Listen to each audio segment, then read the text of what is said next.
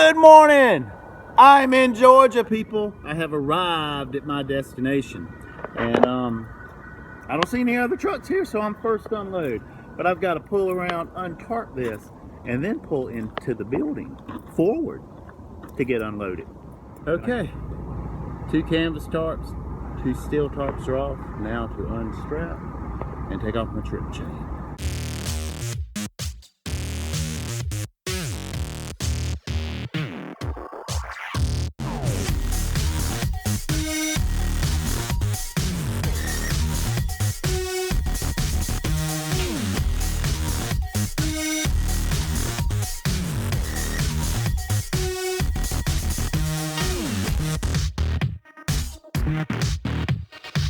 Alright, I got a work assignment. I am picking up some lumber that I do not have to tarp here in Georgia and going to Alabama. It's about a 500-mile deal that I can deliver tomorrow. So that works for me. I have made it to the lumber yard.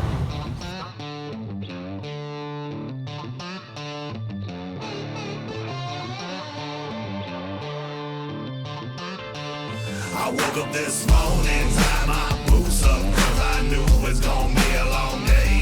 Tied my truck up, grabbed my coffee, kissed my baby, got on my way. Cause I'm working till it's hurting, and that's the only way to make an honest day's pay. So I'm working. I am parked for the night at a pilot. I'm 19 miles from the Alabama state line, little west of Atlanta, and the sun is like directly in front of my face. But in the last video, I said I was going to share with you guys how I've got my TV mounted in the back. But before I share that with you, let me give you a little bit of a history lesson. What I used was a invention, a rather ingenious invention. In my opinion, it's right up there with sliced bread and the iPhone. But back in 1941, a Swiss electrical engineer named George was walking his dog through the woods, and when he came back, he had little spurs on his pants, and he wondered, is there a practical use for that? Well, he didn't patent this invention until the 50s, and then he got a major investor in the 60s. But it uses nylon and polyester. And this company is a fastening company, a fastener company, known as Velcro. But this is what I used here. It says industrial strength Velcro. You can get it at Walmart or Lowe's. But before you go start sticking your TV places with Velcro, you need to press it to whatever the surface is. I even got a little spray glue that I, kind of have for backup to make it extra strong. But don't just stick it and then expect it to hold. It needs to sit there 12 hours or more. My camera doesn't pick up that great in the back of the truck the way these lights are. Alright, there we go. I've got a good old fuzzy strip of Velcro. Now if you got a sleeper cab, you're going to have a different setup than what I have. I haven't tried this lower one. I stuck them both on the same time. But this has been working good. On the TV, near the top, I've got a strip all the way across that is the same size of the strip I've put on the wall. And then on the back of the TV, I've got my hard drive. It's also Velcroed. My power adapter is also Velcroed on the wall. Even my remote is Velcroed to the wall. No more falling in the crack. But whenever I'm ready to watch TV, I just pick the TV up and stick it to here, like so. And it is a perfect angle when you're laid down in the rack to watch TV. Which I guess the lighter the TV you get, the better. This one's 9 pounds. My Velcro's rated to hold 10 pounds. And it's, it's got a little wiggle to it, but I take it down when I'm going down the road. But if I ever forget, I usually keep my bed fairly clean and don't have anything hard sitting right here. So if it did fall, it would just fall onto a comforter. It's 3 a.m. people. Time for coffee and to get trucking. I'm up early with the birdies, ready to get dirty. This ain't a song for you if you asleep at 7:30. I rise like the sun on the bag of the pounds, at full throttle in the bottle like that homemade shine. I'm just trying to make a living, boss man tripping, my overtime strong, I don't pay him no attention. Money in the mason jar, country boy pitching, old lady, 3 kids, take a lot to fill the kitchen. Fingernails dirty. I'm in the right place. Time to start unstrapping. To take my straps off, I use the same tool I use to tighten them, which is my winch bar. This is a pretty solid bar that's got some weight to it. I remember in orientation there was a picture of a guy that got busted in the mouth some kind of way by a winch bar, and he was missing some front teeth. So, respect the winch bar. You know, guys, I'm getting better at all this. When I first started, especially in securement training, but also out here on the road, everything was just so awkward and took longer than it needed to, but I'm getting a lot faster. Now, I haven't talked to a lot of flatbedders, especially ones outside of Maverick, so I'm not, you know, everybody's got their own way of doing things as far as storing their equipment.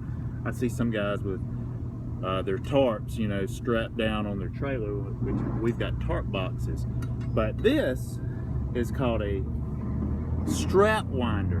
And my buddy Jay, I think he was having to hand roll his straps because he told me I need to get a strap winder, which my truck came with a strap winder, which is not going to take me but just a few minutes to roll up all 9 of these straps nice and tight.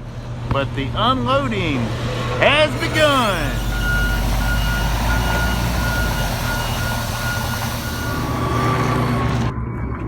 Trailer is empty. I am getting faster. That only took 45 minutes from the moment I got here, checked in with the guard, pulled back here, got unloaded, and put everything up.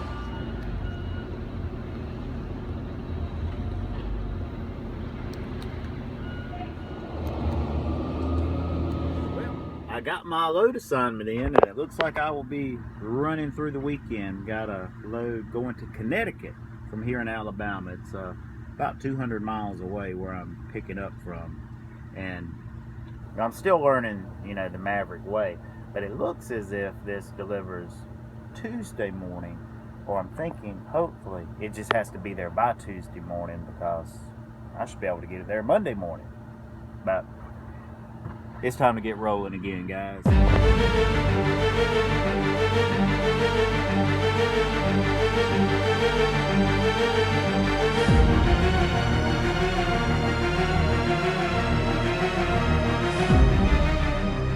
This place is seriously a ghost town. It feels like something from The Walking Dead.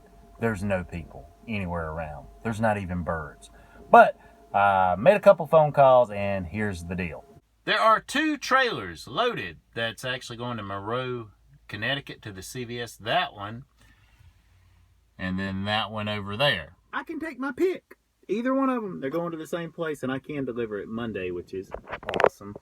The only thing, there ain't jack in these trailers. Well, one of them's got a timber still on it, so what I've got to do is drop this trailer that I have now in the front where there's a few other empty trailers, and then I'm probably going to pick the heavy one up there and then take it back over to where my empty trailer is, and then I got to switch out all my tarps, all my timbers, all my blocks, all my friction pads, that sort of stuff, and then I can get on the road to Connecticut, which I will not be making it on this shift. I've got 2 hours and 40 minutes left of my clock today, but I will make it into Tennessee, where I will shut down for about 10 hours, get on the road in the middle of the night, and run till a little bit before kickoff to watch the Gamecocks play. Okay. I've got 4 chains with open-ended binders securing this, which it isn't quite enough. This is 35,000 pounds. 4 chains secures it up to 32,000 pounds, but I'm gonna go ahead and pull around and change my stuff over from my original trailer, and I can either throw a couple straps or I can do some more chains with the ratchet binders. But my order said do not get on top of the trailer in the load for any reason, so I think I'm going to do straps. This guy over here, he's doing all straps. Don't you know, man? Steel on steel. Okay, I've got everything secured here.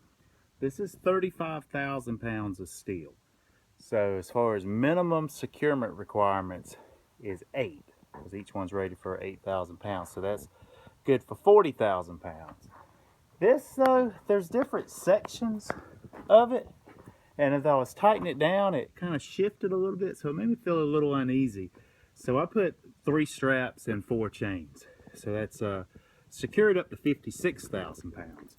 And then I was checking the tightness.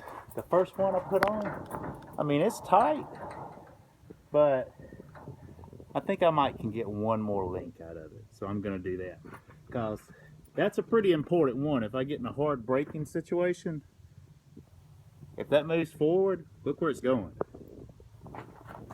In the back of my truck that I'm, driving, that would not be good. So I'm gonna tighten it down one more link. Whew. I'm glad I did that. I was able to get 2 more links out of it. Things tight now. I had a feeling about that trailer over there. I picked the right one. This guy Trip over here from New Jersey, he was switching everything over and an airbag blew. And both of them are deflated.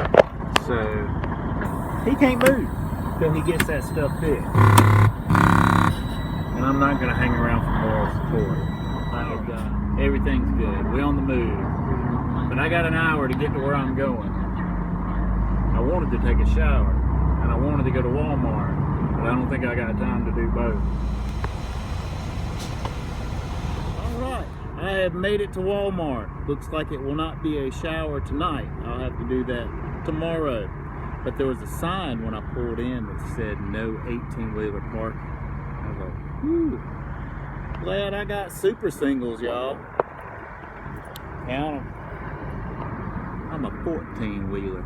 But there are 8 other trucks besides me in this parking lot. I don't know if they got super singles or not. But I cut it kind of close, guys. I've got 10 minutes left on my 14-hour clock, and I'm doing my load check and post trip now. Well, guys, I'm about to run out of daylight. And we're about to run out of this episode too. Now, I know I said last episode that I was going to break down what be safe out there and keep on trucking is all about, and why I end every video that way. But we have ran out of time, and it's an important subject to me, and I don't want to rush it, because I know there's at least a few of you out there that's really going to get something out of it. So expect that in next episode. But as a constellation, or is it consolation? Yeah, a consolation prize. I had a subscriber, All on Black 33, had asked me to do a review about my new headset, which I haven't mentioned this yet, but this is a new headset for me. This is Blue Parrot's new 450, which I like it. And if you're going to be a truck driver, you need to get a good headset. I was talking to one of my former students, James, today, and he was using like the Bluetooth through his truck at US Express, and I love the guy. He's a real good dude, but I was wanting to hang up on his ass because it's aggravating talking to somebody on that. You guys know what I'm talking about, or people, talking on speakerphone. Just the sound quality is not pleasurable on the receiving end. I wouldn't get the what is it, the Roadmaster? It's like the cheapest one in the truck stops. It sucks. That's the first one I started with. And then Blue Parrot, the 250 and the 250 XT are decent headsets. They're a whole lot better than nothing. They're on sale. You can get those around $80 at truck stops. And then my previous one, the 350, is really good. But I went through like 4 of them because like right here, it's a different design, but it would break. It has a little metal strip that comes out of it. Luckily, I just kept swapping them at the US Express company store, but I can't do that anymore. This new design is a very thick, comfortable, padded headband right here. It's very comfortable. All of them are going to have, the adjustable boom, have a certain level of noise cancellation. This is like 96%. All your trucker ones have, one ear piece, as far as a speaker goes, so you have your other ear free. Some of the improvements on this 450, you know, number one is a comfortable fit. It does have a little better battery life. It comes fully charged out of the box, unlike the previous models. I bought mine on a Sunday. I didn't charge it till Thursday. That's like 5 days, people. Now, keep in mind, I was on Trainer Jeff's truck, so out of respect for him, I did very little talking on the phone during that time. But still, you know, really, every 2, maybe 3 days is all you need to charge these. And one thing that's kind of cool on this 450 is if you're wearing it like I am right now and a call comes in, you hear the, you know, the ringing in your ear, but it'll say a call from, and I think it's trying to like pronounce however you got the people in your contact, but it's not very legible. But the cool thing about it is you can just say answer, or I think ignore is the other ones. You don't even have to hit the button to answer. You just say answer and it connects a call, which is kind of cool. And the range is a little better on this. If it's fully charged, you know, you can make it to the back of the truck with this one. But the 300 feet, which is a football field that they say on the box, I don't know about that one. But anyway, I probably could have told my be safe out there and keep on trucking story and all that amount of time, huh? But I'm going to do a little shopping in Walmart. I will see you guys next episode. Be safe out there and keep on trucking.